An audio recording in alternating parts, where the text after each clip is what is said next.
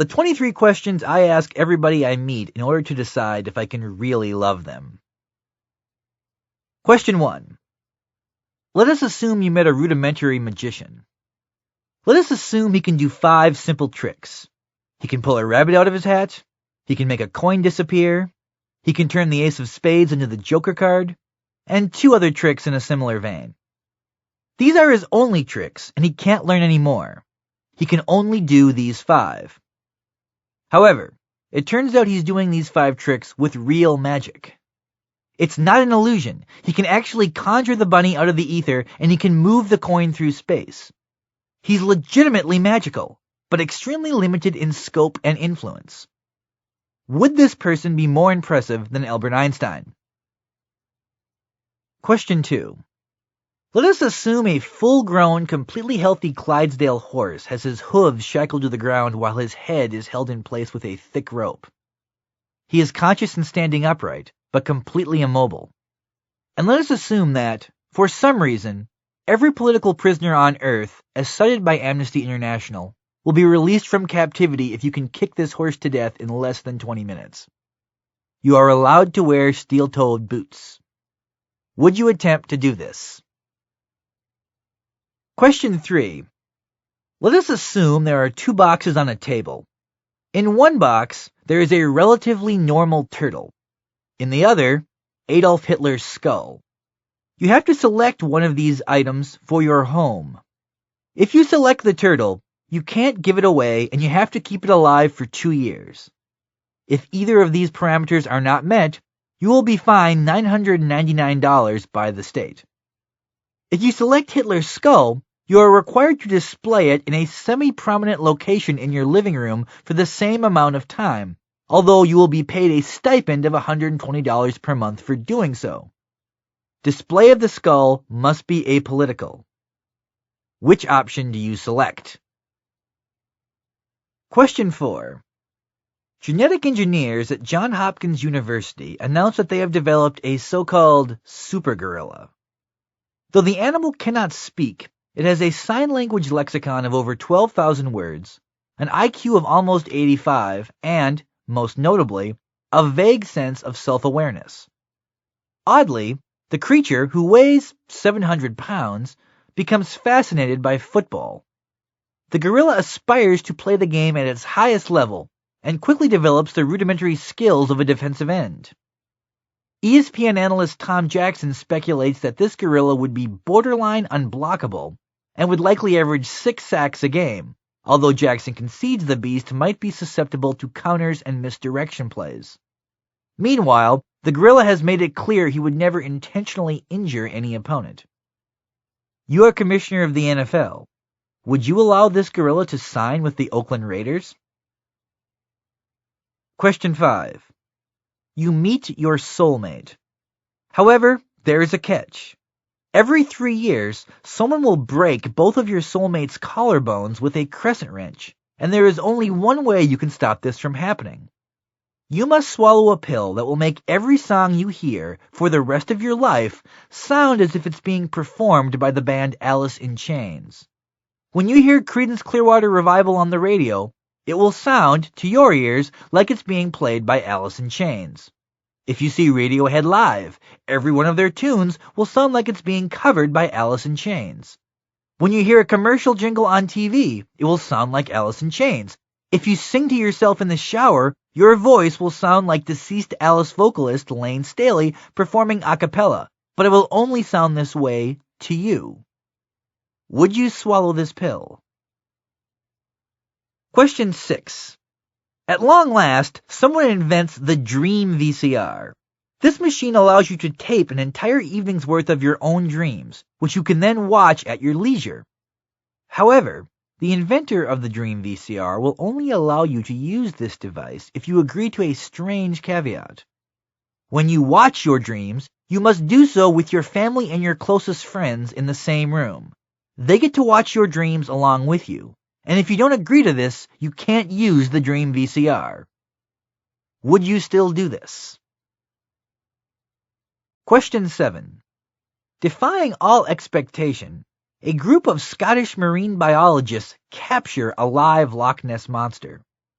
In an almost unbelievable coincidence, a bear hunter in the Pacific Northwest shoots a Sasquatch in the thigh, thereby allowing zoologists to take the furry monster into captivity. These events happen on the same afternoon. That evening, the president announces that he may have thyroid cancer and will undergo a biopsy later that week. You are the front page editor of the New York Times. What do you play as the biggest story? Question 8. You meet the perfect person. Romantically, this person is ideal. You find them physically attractive, intellectually stimulating, consistently funny, and deeply compassionate. However, they have one quirk. This individual is obsessed with Jim Henson's gothic puppet fantasy, The Dark Crystal. Beyond watching it on DVD at least once a month, he or she peppers casual conversation with Dark Crystal references, uses Dark Crystal analogies to explain everyday events, and occasionally likes to talk intensely about the film's deeper philosophy. Would this be enough to stop you from marrying this individual? Question 9. A novel titled Interior Mirror is released to mammoth commercial success, despite middling reviews. However, a curious social trend emerges. Though no one can prove a direct scientific link, it appears that almost 30% of the people who read this book immediately become homosexual. Many of these newfound homosexuals credit the book for helping them reach this conclusion about their orientation, despite the fact that Interior Mirror is ostensibly a crime novel with no homoerotic content and was written by a straight man. Would this phenomenon increase or decrease the likelihood of you reading this book? Question 10. This is the opening line of Jay McInerney's Bright Lights, Big City. You are not the kind of guy who would be in a place like this at this time of the morning. Think about that line in the context of the novel, assuming you've read it. Now go to your CD collection and find Hart's Little Queen album, assuming you own it. Listen to the opening riff of Barracuda. Which of these two introductions is a higher form of art? Question 11. You are watching a movie in a crowded theater. Though the plot is mediocre, you find yourself dazzled by the special effects. But with 20 minutes left in the film, you are struck with an undeniable feeling of doom. You are suddenly certain your mother has just died. There is no logical reason for this to be true, but you are certain of it. You are overtaken with the irrational metaphysical sense that, somewhere, your mom has just perished. But this is only an intuitive, amorphous feeling. There is no evidence for this, and your mother has not been ill. Would you immediately exit the theater, or would you finish watching the movie? Question 12. You meet a wizard in downtown Chicago. The wizard tells you he can make you more attractive if you pay him money. When you ask how this process works, the wizard points to a random person on the street. You look at this random stranger. The wizard says, "I will now make them $1 more attractive." He waves his magic wand. Ostensibly, the person does not change at all. As far as you can tell, nothing is different. But somehow, this person is suddenly a little more appealing. The tangible difference is invisible to the naked eye, but you can't deny that this person is vaguely sexier. This wizard has a weird rule, though. You can only pay him once. You can't keep giving him money until you're satisfied. You can only pay him one lump sum up front. How much cash do you give the wizard? Question 13.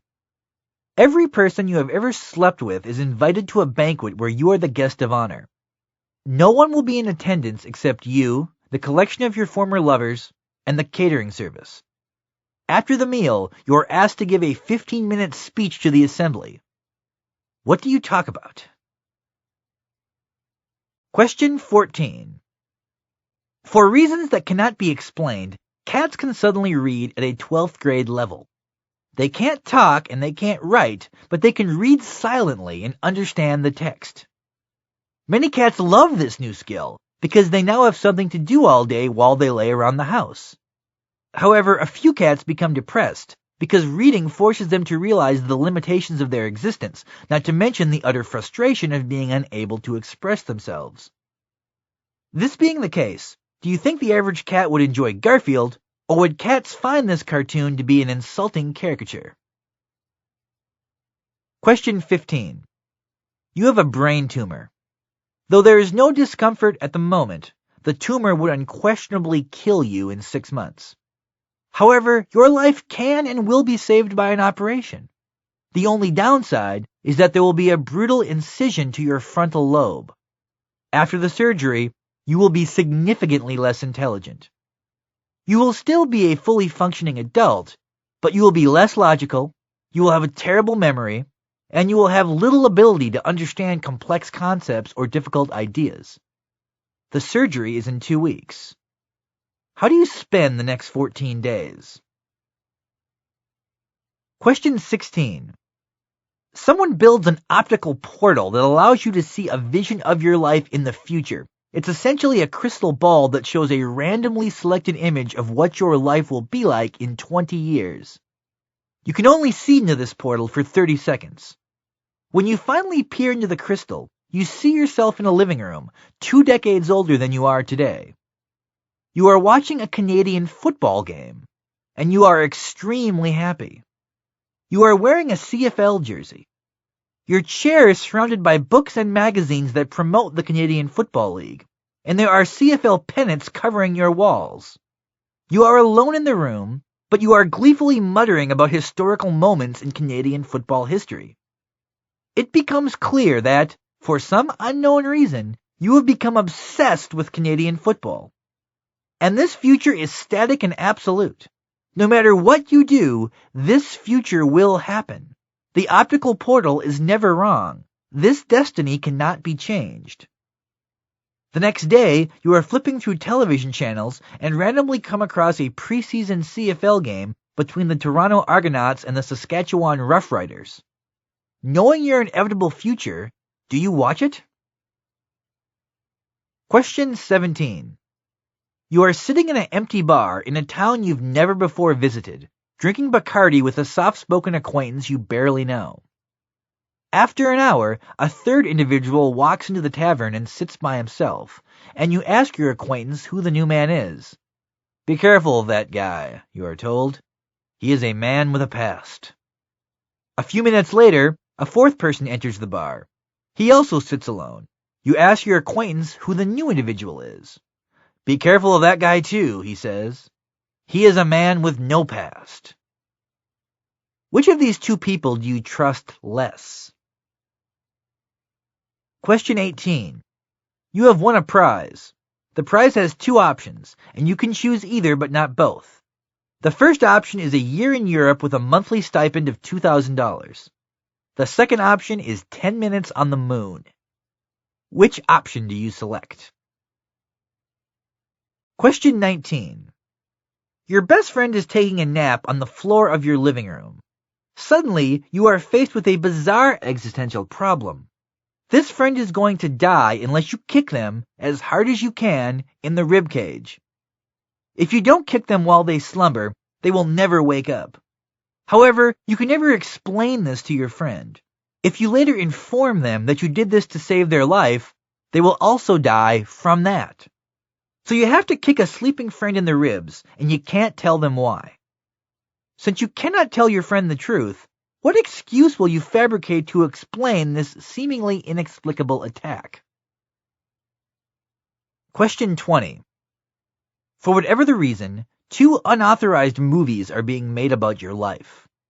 The first is an independently released documentary, primarily comprised of interviews with people who know you and bootleg footage from your actual life. Critics are describing the documentary as brutally honest and relentlessly fair. Meanwhile, Columbia TriStar has produced a big-budget biopic of your life, casting major Hollywood stars as you and all your acquaintances. Though the movie is based on actual events, screenwriters have taken some liberties with the facts. Critics are split on the artistic merits of this fictionalized account, but audiences love it. Which film would you be most interested in seeing? Question 21. Imagine you could go back to the age of 5 and relive the rest of your life, knowing everything that you know now. You will re-experience your entire adolescence with both the cognitive ability of an adult and the memories of everything you've learned from having lived your life previously. Would you lose your virginity earlier or later than you did the first time around, and by how many years? Question 22. You work in an office. Generally, you are popular with your coworkers. However, you discover that there are currently 2 rumors circulating in the office gossip mill, and both involve you. The first rumor is that you got drunk at the office holiday party and had sex with one of your married coworkers. This rumor is completely true, but most people don't believe it. The second rumor is that you have been stealing hundreds of dollars of office supplies and then selling them to cover a gambling debt. This rumor is completely false, but virtually everyone assumes it is factual. Which of these 2 rumors is most troubling to you? Question 23. Consider this possibility. Think about deceased TV star John Ritter. Now, pretend Ritter had never become famous. Pretend he was never affected by the trappings of fame, and try to imagine what his personality would have been like. Now, imagine that this person, the unfamous John Ritter, is a character in a situation comedy. Now, you are also a character in this sitcom, and the unfamous John Ritter character is your sitcom father. However, this sitcom is actually your real life. In other words, you are living inside a sitcom. Everything about your life is a construction, including the unfamous John Ritter playing himself in the role of your TV father. But this is not a sitcom. This is your real life. How would you feel about this?